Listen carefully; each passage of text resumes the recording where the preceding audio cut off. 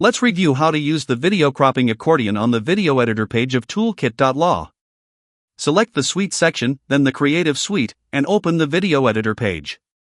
Click on the Video Cropping Accordion title bar to access this resource. Here, select your video source, upload a file or connect securely to Box, Clio, Dropbox, Google Drive, or OneDrive. As soon as the file loads, the editor displays its full runtime, helping you confirm you're working with the correct footage. Next, select the output layout that fits your goal, whether that's widescreen, square, or mobile-friendly portrait. Inside the preview window, reposition and resize the frame by dragging and zooming until the important details stay perfectly centered. A built-in grid helps you align visuals with professional precision. Once ready, click the crop icon to display the clip in the content area. Use undo to restore the original and clear to restart the project if needed.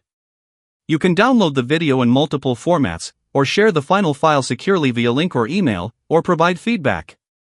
This tool is built for clean visuals, accurate evidence presentation, and efficient communication. And that's how you use Toolkit.law's video cropping accordion.